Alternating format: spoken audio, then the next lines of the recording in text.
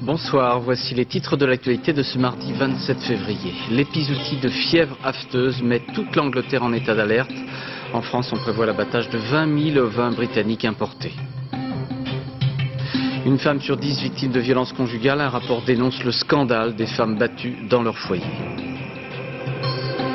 Arrivée de nouveaux immigrants clandestins sur les côtes italiennes et reportage de nos envoyés spéciaux à Istanbul parmi les Kurdes irakiens en attente de départ. Campagne électorale, nous évoquerons la situation à Montpellier, puis j'interrogerai en direct le candidat vert à Paris, Yves Contasso. L'ouverture du salon automobile de Genève avec beaucoup de nouveaux modèles, notamment français. L'embargo européen sur les exportations d'animaux et de produits dérivés en provenance de Grande-Bretagne est prolongé, au moins jusqu'au 9 mars. Pour les éleveurs britanniques, c'est une véritable catastrophe. Cette épizootie de fièvre afteuse a un précédent douloureux pour les mémoires anglaises. En 1967, 1,5 million de têtes de bétail avaient été abattues. Correspondance Laurent Boussier avec Sten Rosenlund. La route est fermée et les grilles cadenassées. À Richmond Park, comme dans 3 autres grands parcs royaux de la banlieue londonienne, depuis hier soir, plus aucun visiteur n'entre ni ne sort. Craignant pour la santé des biches et des cerfs vivant dans ces bois, les autorités vétérinaires ont ordonné l'isolement de ces parcs et seules les personnes y travaillant ou y habitant sont autorisées à y pénétrer après avoir été désinfectées avec un produit antibactérien. Une mesure qui n'est qu'une mesure de plus dans la course de vitesse auquel se livrent les autorités britanniques pour essayer d'endiguer l'épizootie de fièvre afteuse. Aujourd'hui pourtant, elle a franchi un nouveau palier avec la découverte de 5 nouveaux foyers d'infection, dont celui-là à Anglesey, un abattoir au nord du Pays de Galles. Depuis 2 jours, dans tout le pays, d'immenses bûchers brûlent les carcasses des quelques 7000 animaux abattus en catastrophe depuis le début de la crise. C'est la chose la pire que j'ai jamais faite. C'est absolument révoltant. Je ne souhaite à personne d'avoir à faire ça. C'est inacceptable. Mais visiblement, ces abattages, ces incinérations ne suffisent pas. Alors cet après-midi, après une réunion de crise, le ministre de l'Agriculture annonçait de nouvelles mesures. Nous allons donner aux autorités locales le pouvoir et le droit de fermer les routes et les chemins autour des fermes ou des zones où il peut y avoir des problèmes. Déjà, les sentiers de randonnée qui passent près des fermes touchées sont fermés au public. Alors Laurent Boussier, on ferme les routes de randonnée et on annule également un match de rugby. Absolument, le match de samedi prochain entre l'Irlande et le Pays de Galles qui devait avoir lieu à Cardiff a été annulé à la demande des autorités irlandaises qui avaient peur que les milliers de supporters irlandais venant au Pays de Galles ne repartent en véhiculant la maladie de la fièvre afteuse. Alors on ajoute à l'urgence la psychose. Absolument, non seulement c'est l'urgence, mais c'est encore plus la course contre la montre. Vous savez qu'on découvre ici en moyenne chaque jour 5 nouveaux foyers de fièvre afteuse. Alors évidemment, le gouvernement britannique prend ça très au sérieux. Cet après-midi, Tony Blair disait que le scénario cauchemar était en train de se réaliser. Et avec les mesures qui ont été prises ou qui vont être prises, on risque de voir dès demain des barrages militaires ou des barrages de police qui vont peut-être aller jusqu'à isoler complètement certaines régions du reste du pays.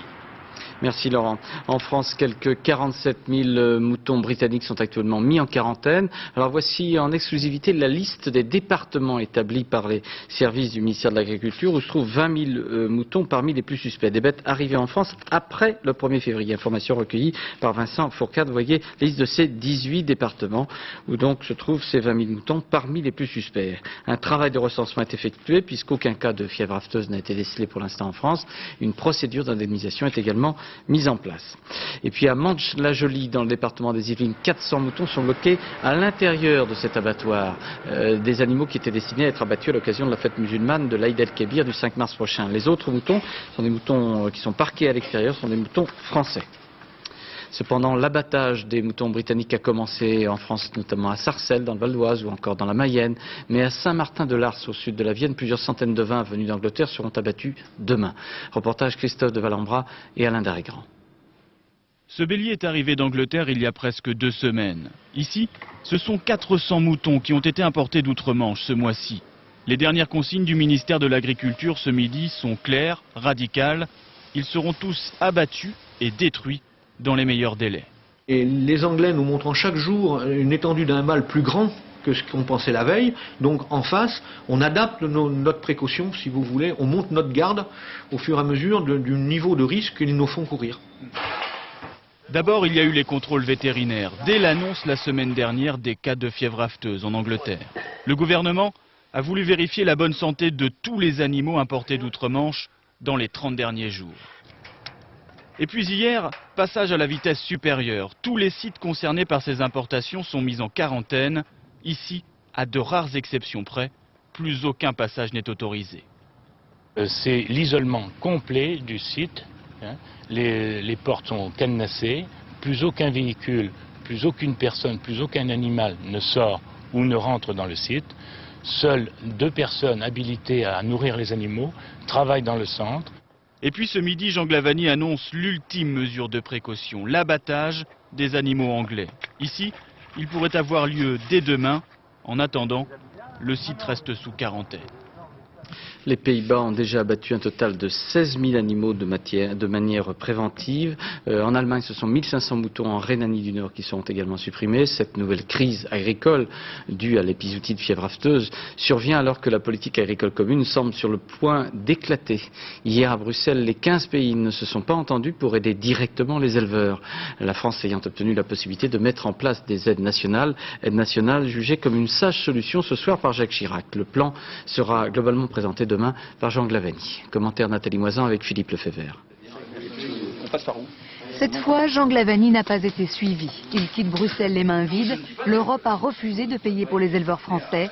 Seule consolation, la Commission accepte que la France distribue des aides nationales. Qui d'ailleurs oublie, à mon sens, un peu vite. J'ai obtenu au niveau communautaire l'autorisation de débloquer des aides nationales. Et donc je vais maintenant rentrer à Paris et avec l'accord de Lionel Jospin, mettre très vite sur pied, comme je m'y étais engagé vis-à-vis des éleveurs, de faire dans les tout prochains jours, on va dire dans les 3 jours qui viennent, un plan de soutien aux éleveurs bovins.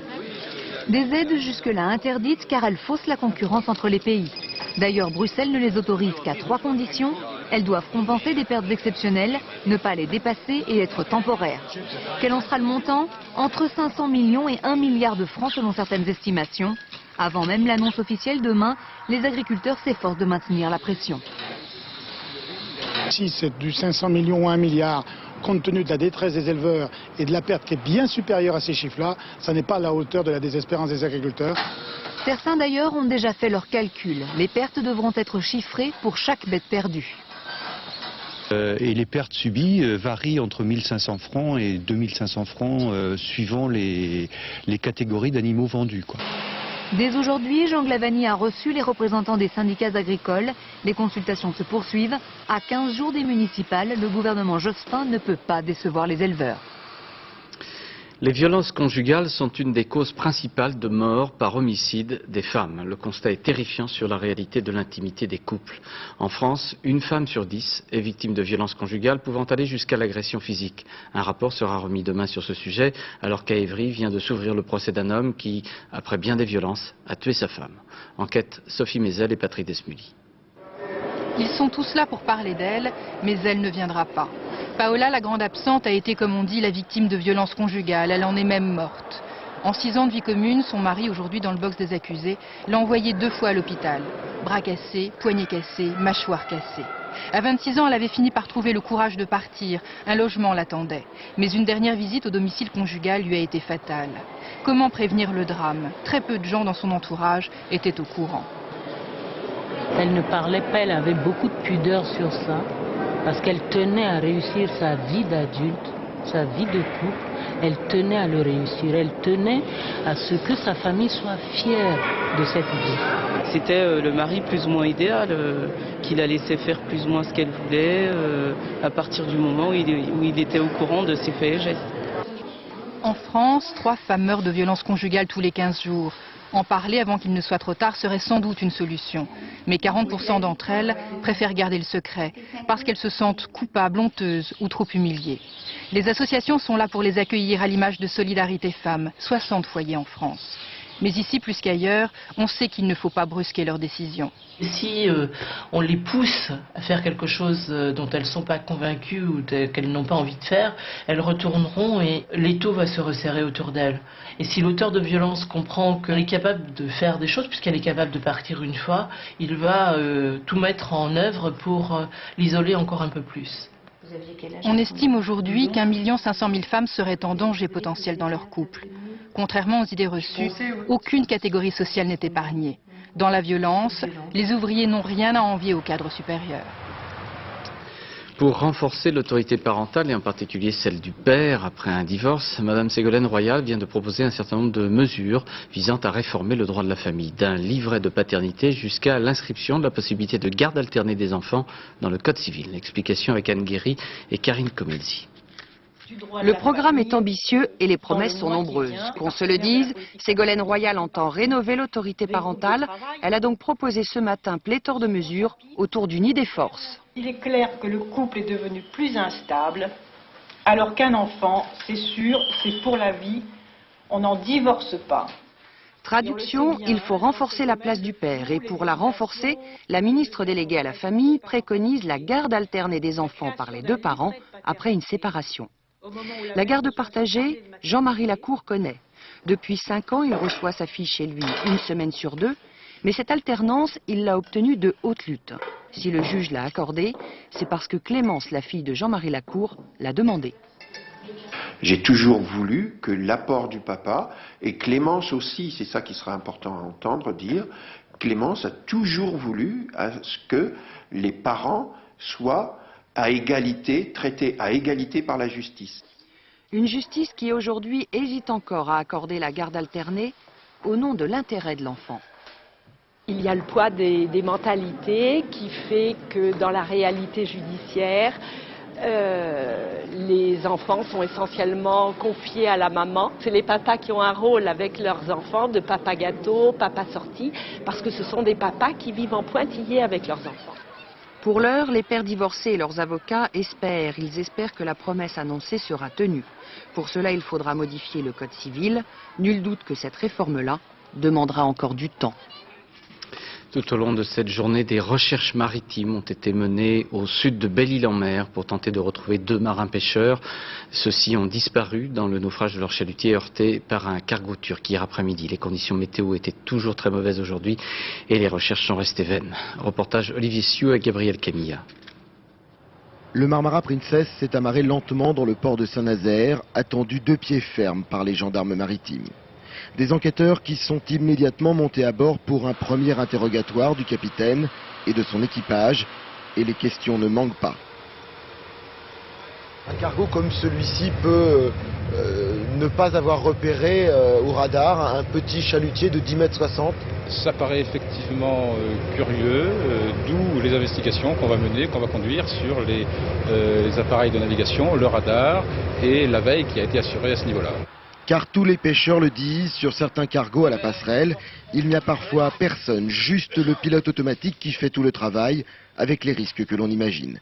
Peu importe alors le radar, et tant pis pour les chalutiers pourtant prioritaires lorsqu'ils sont en train de pêcher. C'est un manque de compétences de ces gens-là, je pense. Je sais pas, ou alors est-ce qu'il y a des personnes à la passerelle, je sais pas, ou alors c'est des mecs qui n'ont rien à faire, quoi. La mer est à eux, quoi. Donc non, fatalité, non, c'est pas dans ces cas-là, non. Les collègues des 2 pêcheurs disparus en veulent surtout à ces cargos battant souvent pavillon de complaisance avec leurs équipages à la compétence incertaine. Les marins, c'est plus les mêmes qu'avant, sur certains bateaux, toujours. Hein. On voit bien, Moi, j'ai vu un bateau arriver à peine 100 mètres dans le portique derrière, il était prioritaire, j'ai oublié de me dégager, je me serais rentré dedans. Et ça, c'est des choses qu'on voyait pas avant? Non. Beaucoup moins souvent, quand même. 24 heures après la collision, il n'y a en tout cas plus d'espoir de retrouver vivants les 2 marins du beau rivage. L'enquête qui commence s'annonce donc difficile, faute de témoins et de preuves. Les enquêteurs qui ont déjà inspecté la coque du cargo turc devront par exemple vérifier si ces taches toutes fraîches proviennent bien, comme l'avancent déjà certains spécialistes, d'un choc avec les superstructures d'un petit chalutier. La procédure suivie par le juge Éric Alphen dans l'affaire des HLM de Paris a été validée par la Cour de cassation. Monsieur Tibéri, en tant que président de l'office HLM, reste mis en examen. En revanche, un non-lieu a été rétabli pour Michel Roussin, l'ancien directeur de cabinet de Jacques Chirac à la mairie de Paris. Le procureur d'Ajaccio a requis le renvoi en correctionnel de l'ancien préfet de Corse Bernard Bonnet et de 7 autres personnes mises en examen dans l'affaire des Paillotes, incendiée en 1999. Ces réquisitions sont qualifiées de trucage judiciaire par l'avocat de M. Bonnet, qui aurait préféré une explication devant un jury d'assises. Explication Dominique Verdeillan. L'incendie de la Paillote chez Francis, un crime ou un simple délit?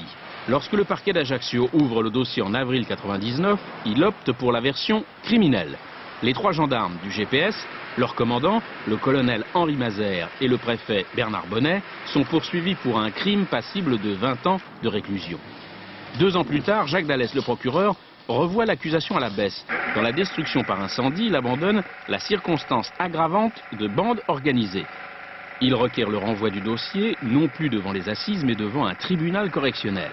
Les avocats de l'ex-préfet parlent d'un trucage judiciaire. Certains ont dit qu'il s'agissait d'une affaire d'État, d'autres qu'il s'agissait d'une affaire de l'État. En tout état de cause, le gouvernement a été mis en cause et aujourd'hui, je crois qu'après un traitement politique de ce dossier, on veut un jugement politique. Remis en liberté après 2 mois de détention provisoire, Bernard Bonnet préfère clamer son innocence devant un jury populaire, celui des assises. C'est désormais au juge d'instruction, Patrice Cambérou, de faire le choix. Crime ou délit. Compte tenu des différents recours offerts aux parties, un procès n'est pas envisageable avant le début 2002. De nouveau, des immigrés clandestins afghans, pakistanais et kurdes ont débarqué ce matin sur les côtes calabraises à l'extrême sud de l'Italie. Nos envoyés spéciaux, Pascal Colomière et Gilles Jacquier, ont retrouvé des Kurdes irakiens à Istanbul. Ils ont bien retrouvé des intermédiaires, des passeurs qui leur font miroiter l'Europe ou l'Amérique, mais il leur faut surtout collecter l'argent nécessaire. C'est depuis toujours la ville de tous les commerces, ouverte sur la mer et sur l'Europe. Istanbul est devenu aussi le point de ralliement des immigrants clandestins venus du Bangladesh, du Pakistan ou d'Afrique. À chaque communauté son quartier. Les Kurdes d'Irak aussi ont le leur. Il suffit de demander son chemin dans la rue et l'on vous indiquera Kumkapi, dans la vieille ville, à 2 pas des restaurants pour touristes. Mais c'est seulement à la nuit tombée que nous avons pu rencontrer, à l'abri des regards, quelques-uns de ces Kurdes venus ici en clandestin. Ils ont trouvé refuge dans cet hôtel miteux qui a pignon sur rue. Certains sont arrivés il y a quelques semaines seulement, d'autres sont des habitués, installés depuis plusieurs années. Il y a 1 an, j'ai quitté le nord de l'Irak pour aller en Iran. Ensuite, j'ai passé la frontière avec la Turquie et je suis arrivé à Mardin. Là, j'ai pris un car qui m'a emmené jusqu'à Istanbul. Son histoire ressemble à toutes les autres, mais ni lui ni ses amis ne veulent donner de détails sur ceux qui les ont aidés à venir jusqu'ici. Tous, en revanche, racontent leur attente et leur rêve de départ. Je préfère venir à Istanbul parce que c'est facile ensuite et pas trop cher pour aller en Grèce. Et si j'arrive à passer en Grèce, je pourrai aller n'importe où en Europe. Ce ne sont pas les filières qui manquent, nous disent-ils, c'est l'argent. 10 000 francs, parfois davantage, pour payer les passeurs. Et ce qui ne devait être qu'une courte escale à Istanbul dure alors plusieurs mois, plusieurs années. On ne veut pas rentrer en Irak et on n'a pas assez d'argent pour partir en Europe. On trouve juste des petits boulots de porteurs sur le marché, pour 30 francs par jour. Mais cela suffit juste pour vivre ici. Si jamais je suis pris par la police et si je veux m'en sortir, je devrais leur verser de l'argent. Et comme je n'ai pas d'argent, ils me renverront en Irak. Le patron de l'hôtel n'a rien manqué de la conversation et il en sait sans doute davantage sur ces clandestins qui ne veut bien le dire, mais il tient à sa tranquillité. Ils ne font que dormir ici, je ne les connais pas. Les enquêtes, c'est l'affaire de la police. Ces gens n'ont pas de visa, c'est évident. Mais qu'est-ce qui se passe si je les mets dehors? Nous sommes des humains tout de même. Vous savez, ils ne donnent que 20 francs pour passer la nuit ici. Demain matin, ils iront chercher du travail pour la journée, en rêvant d'Europe et d'asile politique. Les passeurs sauront les attendre. Malgré l'inquiétude exprimée par l'UNESCO et les appels internationaux en faveur du patrimoine culturel afghan, le régime taliban en place à Kaboul maintient son ordre de destruction de tous les monuments du pays ayant forme humaine. Commentaire Maris Burgo. Un Bouddha sans visage, des sculptures géantes, mutilées, mitraillées, volontairement défigurées. Nous sommes à Bamiyan, au centre de l'Afghanistan. Ces Bouddhas, taillés dans les falaises au 5e siècle, sont des chefs-d'œuvre de l'art pré-islamique. Chefs-d'œuvre que les talibans au pouvoir en Afghanistan détruisaient plutôt discrètement jusqu'à présent. Mais hier, alors que des diplomates occidentaux étaient à Kaboul pour tenter d'infléchir cette politique, un ordre de destruction totale était donné par le Mollah Omar, chef suprême des talibans.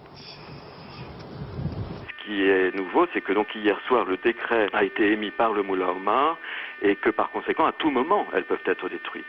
Et donc c'est une lecture très restrictive de sa religion qui lui fait penser que ces statues sont des idoles et que par conséquent, en elles-mêmes, elles représentent quelque chose de dangereux pour l'islam, qui est la seule religion acceptable et qui refuse naturellement le culte des idoles.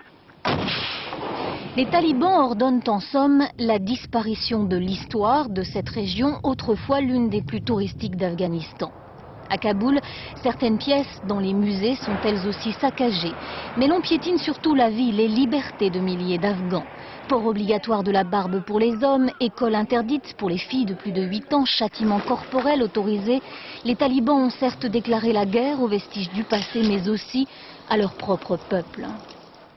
Et une pétition dénonce le régime criminel des talibans et se prononce contre sa reconnaissance internationale. Pétition rédigée par l'association Négar Soutien aux femmes afghanes et publiée par le journal Le Monde. Parmi les pétitionnaires, on trouve Dominique Voynet, Marie-Georges Buffet, Roselyne Bachelot ou encore Robert Badinter. En Indonésie, à Bornéo, les violences interethniques n'ont pas cessé. Des corps mutilés, décapités ont été découverts par dizaines. Le bilan de ces massacres serait proche de 400 morts maintenant. La police indonésienne tente de désarmer les bandes de l'ethnie Dayak qui s'attaquent aux habitants d'origine maduraise. Le sommet Allemagne-France-Pologne à Neustadt an der Weststraße. Il s'agit de discuter de l'élargissement de l'Union européenne. Premier effet concret du traité de Nice signé hier. Les Polonais espèrent une adhésion à l'Europe d'ici 2004. Raymond Barre continue à faire entendre sa différence. Dans le journal Le Parisien, non seulement il affirme partir de Lyon l'esprit tranquille, parce que la maison est en ordre, dit-il, mais pour Paris, c'est autre chose. C'est la fin d'un système, dit M. Raymond Barre. La campagne municipale à Paris, les Verts annoncent pour ce soir un meeting Mardi Gras dans le 4e arrondissement, une soirée festive de soutien aux listes vertes conduite par Yves Contasso. Vous voyez le reportage d'Alban Mikosi avec Bernie Mériot. Musique, techno, disque jockey et projection d'images, les Verts parisiens veulent donner ce soir un sacré coup de vieux aux soirs électorales traditionnelles. Objectif, attirer les jeunes vers le débat politique en utilisant leur langage. Dans ce quartier de Paris, les Verts viseront aussi la communauté gay en s'appuyant sur le réseau associatif. C'est montrer qu'on peut tout à fait faire campagne, un petit peu s'amuser, faire une pause un soir, et en même temps nommer les choses, c'est-à-dire parler ouvertement en effet des gays, des lesbiennes, des juifs, des arabes, des blacks, enfin de tous ceux qui font que la France est ce qu'elle est aujourd'hui. Les Verts profiteront également de cette soirée pour dresser un premier bilan de leur campagne à 10 jours des municipales. Si leurs idées reçoivent un bon accueil dans la population, la traduction dans les urnes se fait attendre. Que les autres partis se sentent obligés de reprendre des mesurettes écologiques et de faire du saupoudrage de l'écolo Canada Dry, en fait, montre bien le succès de nos idées. Là où il y a 10 ans, nos thématiques apparaissaient comme des choses d'intérêt général sur lesquelles on commençait à écouter, aujourd'hui c'est vraiment des débats de société. Guy Asquith, Dominique Voynet ou Noël Mamère sont annoncés ce soir, pas Daniel Cohn-Bendit qui est resté en Allemagne, touché par la polémique sur ses écrits des années 70. Les Verts attendaient de lui qu'il dope les derniers jours de la campagne. Ils devront faire 100. Yves Contasso, bonsoir. Alors on se souvient du très bon score de Daniel Cohn-Bendit aux dernières élections européennes à Paris. On regarde les sondages et ils ne sont pas très bons pour vous. Pourquoi ça ne décolle pas d'après vous ? D'abord, je crois qu'il faut remettre les choses dans leur contexte. Il faut plutôt comparer le score que nous ferons au score que nous avions fait en 1995 au municipal. Ce n'est pas du tout le même type de scrutin et je ne prétends aucunement avoir le charisme ou la personnalité de Danny Cohn-Bendit, donc il faut relativiser. Pour autant, je suis confiant, je pense que nous ferons un bon score. Il nous reste 10 jours et Danny, contrairement à ce qui a été dit, sera là dans la campagne jusqu'à la fin. Il n'est pas là ce soir exceptionnellement, mais il sera là la semaine prochaine et à nos côtés en tout cas de tout cœur. Alors Dominique Voynet a choisi au fond de se consacrer un peu plus au Parti Vert bientôt, parce qu'elle dit au fond il faudrait réorganiser. Est-ce que ça donne pas un peu cette impression à Paris d'une certaine pagaille parmi les Verts? Ce soir il y a un autre meeting vert à Paris. Ah oui, effectivement, les Verts sont de plus en plus importants au point qu'ils peuvent organiser plusieurs meetings en parallèle dans la capitale. Donc ça prouve simplement que nous sommes un parti extrêmement dynamique, vivant, et que nous ne sommes pas monolithiques, nous ne sommes pas tous derrière un pseudo-chef ou quoi que ce soit. Nous sommes divers, la campagne elle se fait sur le terrain, sur des thèmes différents, dans tous les arrondissements. C'est ça effectivement qui est nouveau, qui étonne peut-être.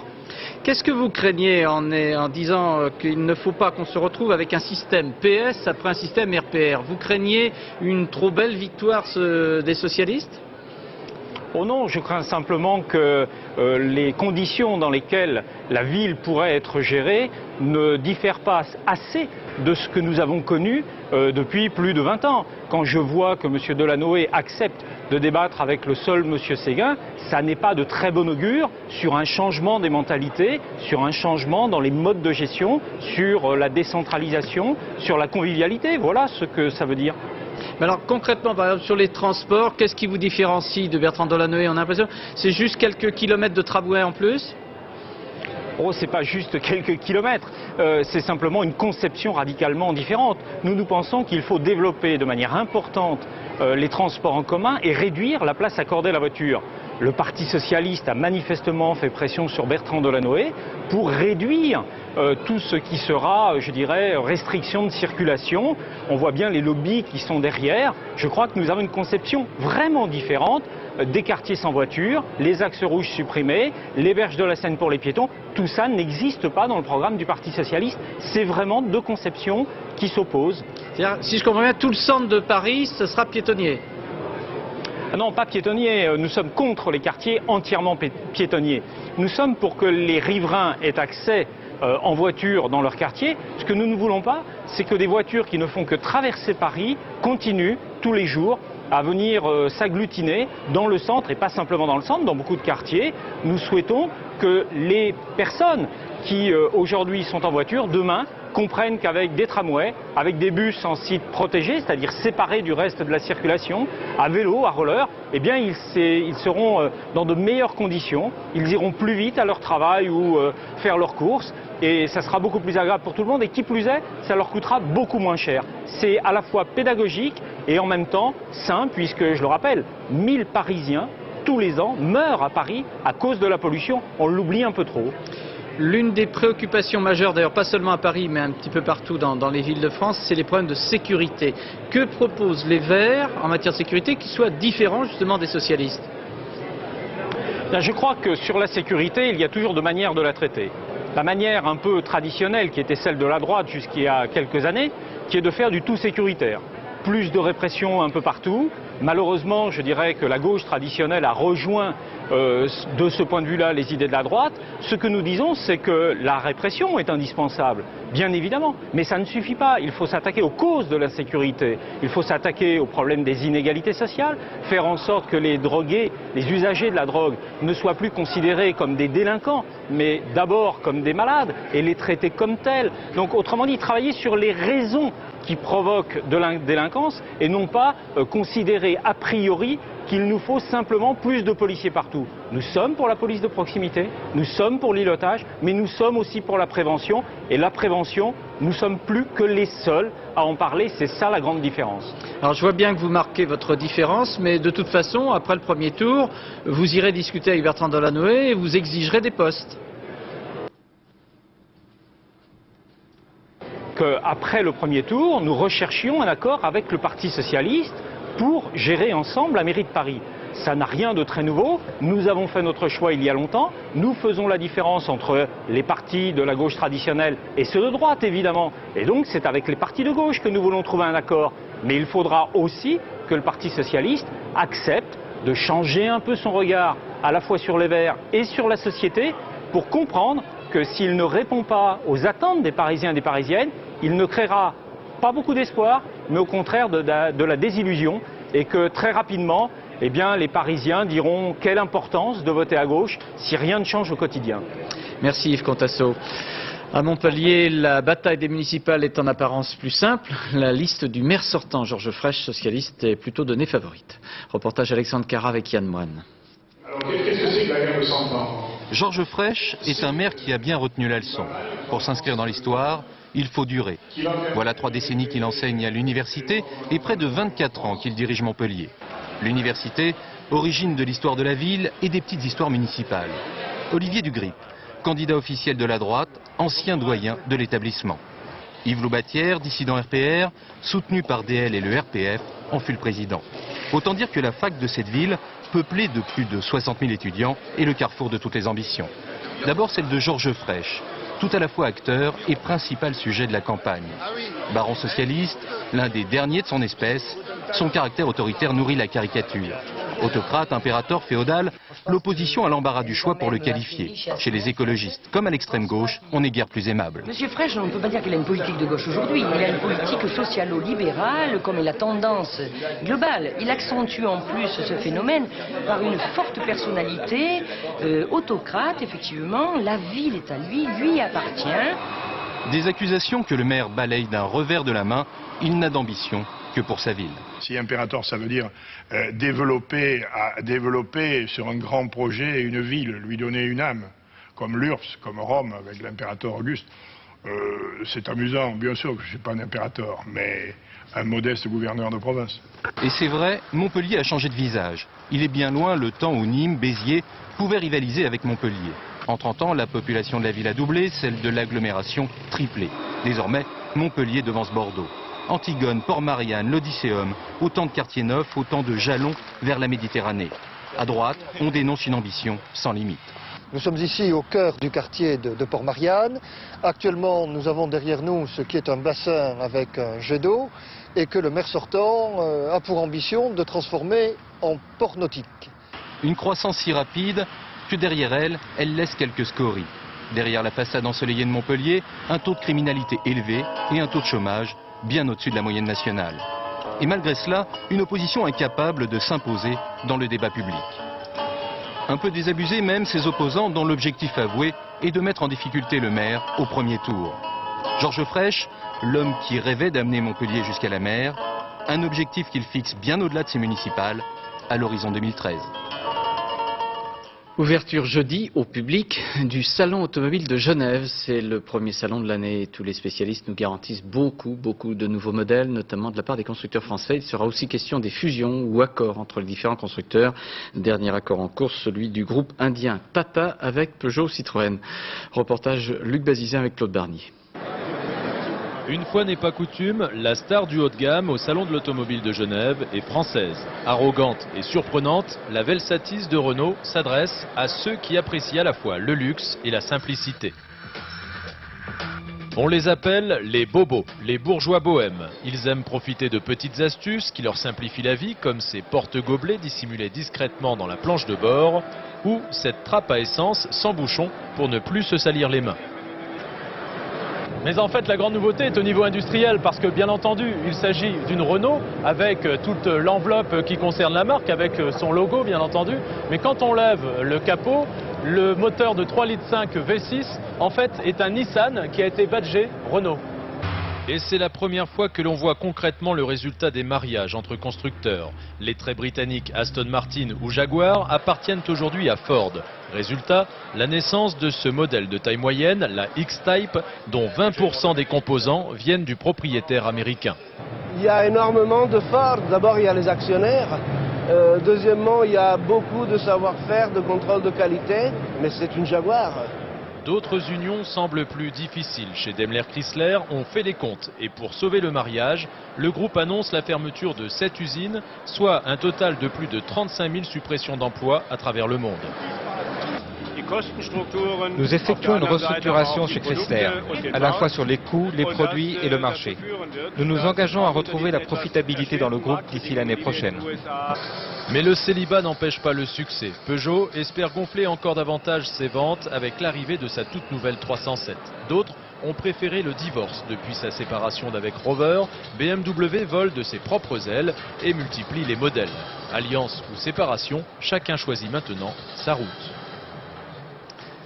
Sur les terrasses de Bercy à Paris, 21 statues de plus de 2 mètres de haut sont implantées depuis ce matin comme une invitation à rencontrer les enfants du monde. Les enfants du monde, c'est le titre de ces œuvres du sculpteur Rachid Kimoun. Celui-ci a prélevé des éléments divers, surprenants, dans 21 villes choisies sur 5 continents pour composer ces personnages. Présentation de Dominique Barouche avec Jean-François Chevet.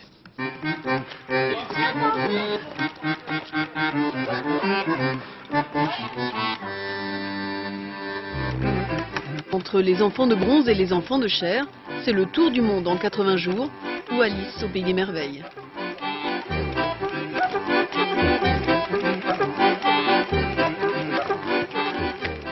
Sur les cheveux, il y a des rayures de carré et que là, sur la jupe, il y a plein de quadrillacages. Moi, je pense que celle-là, c'est le Mexique. Elle représente le Mexique. Celle-là, elle représente l'Égypte. Celle-là, c'est marqué Venezuela. Ultime finition avant la mise en place à Paris de ces 21 enfants géants de 21 pays célébrant le 21e siècle.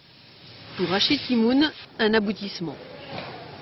Les statues de bronze se portent la marque des pavés, grilles et plaques d'égout caractérisant chaque ville. Le sculpteur a sillonné la planète pour relever l'empreinte de ses tatouages urbains. Ça, c'est le négatif. C'est comme quand on fait une photo, il y a un négatif. Et dedans, je remets de la résine, et là, je vais avoir un positif. Et après, je vais la démouler. Ok, c'est comme une peau, vous savez, c'est comme un tapis. Épopée finale, destination Bercy. Le tour du périphérique pour boucler le tour du monde. Le but de ce fils de berbère né dans l'Aveyron est de se sentir partout chez lui. Je me dis qu'il y a des correspondances comme ça avec aujourd'hui un travail sur le sol, dans la manière de m'approprier moi cette terre sur laquelle je vis. Racines et famille. Chaque statue installée ici a été adoptée par un parrain pour 250 000 francs. En attendant de devenir copain de tous les enfants du monde. Voilà, les enfants du monde, c'est sur les terrasses de Bercy. Puis je vous recommande cet ouvrage, Rachid Kimoun, Regarde les enfants du monde. Ça retrace les principales étapes de l'œuvre de Rachid Kimoun. Nous arrivons à la fin de cette édition. Je vous rappelle l'actualité concernant l'épizootie de fièvre afteuse qui met toute l'Angleterre en état d'alerte. Des mesures très strictes ont été mises en place par le gouvernement de Tony Blair. Interdiction de tous les chemins de randonnée. On a même annulé un match de rugby Irlande-Galles. Et l'armée ou la police pourrait prendre des dispositions pour prévenir tout risque concernant cette épizootie de fièvre afteuse. En France, on prévoit l'abattage de 20 000 ovins britanniques importés. La météo dans quelques instants avec Patrice Drevet, avec toujours de la neige. La circulation est ce soir très difficile en Ardèche. Et puis le mardi gras niçois a été annulé en raison de fortes pluies. Ensuite, après la météo, eh bien, vous verrez La femme de mon pote, un film de Bertrand Blier avec Coluche, Isabelle Huppert et Thierry Lhermitte. Le dernier journal de la rédaction, c'est avec Hélène Hugues. Demain, à 7h50, dans les 4 vérités, Gérard Morin recevra François Hollande. Et puis à 13h, vous retrouverez Gérard Rolls. À demain, 20h. Bonsoir. Merci.